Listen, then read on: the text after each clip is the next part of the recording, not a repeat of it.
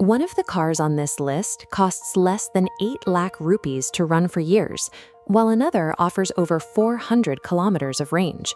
But only one EV truly gives you the best value for money. Let's find out which one it is.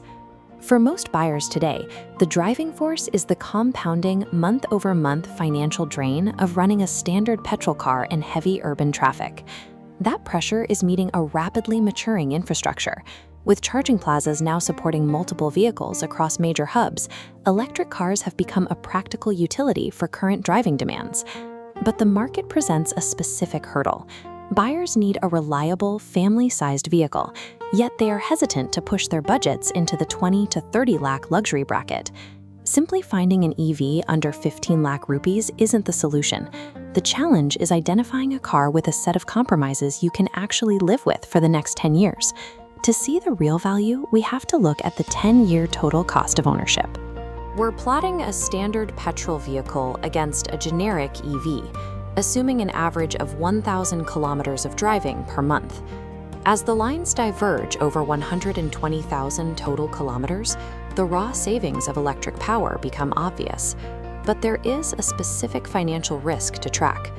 At year 8, standard battery warranties typically expire, meaning the long-term math relies on the battery's health remaining stable past this point.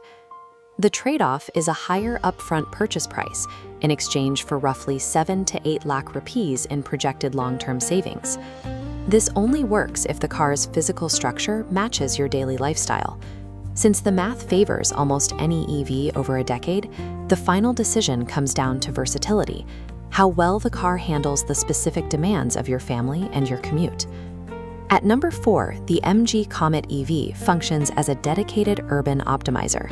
By accepting an ultra-compact body and smaller battery, you get the lowest TCO and the ability to park anywhere.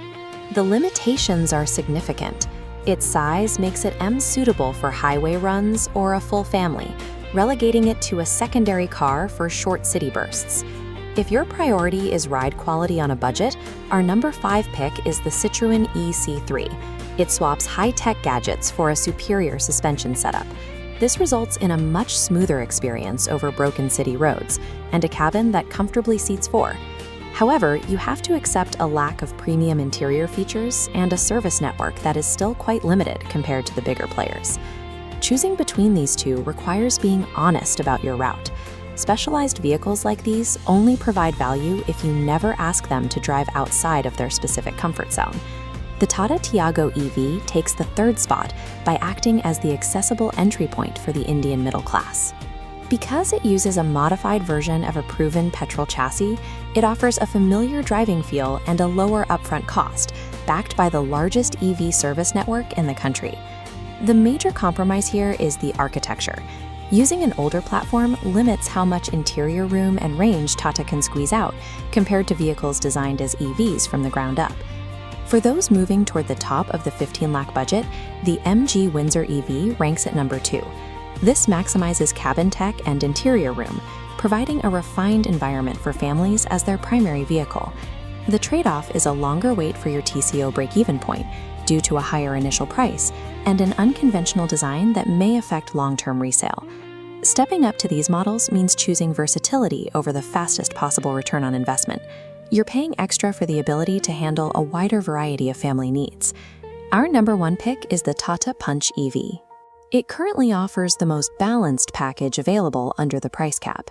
It's built on a modern Born EV architecture, which allows for better battery placement and a claimed range of up to 421 kilometers, while maintaining high safety standards. This SUV form factor and larger battery do mean higher charging costs and a premium entry price, which makes its pure savings slightly lower than the smaller city cars. However, its real-world range and safety features make it the most capable option here for replacing a petrol primary car, provided you plan for charging stops on longer highway routes. The Punch proves that the 15 lakh rupee investment is justified when it results in a vehicle that handles varied Indian road conditions without dictating your entire schedule. To wrap this up, remember the baseline.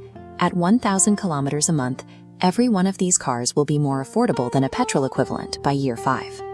To make your choice, we've mapped these cars onto a final matrix weighing absolute cost efficiency against vehicle versatility.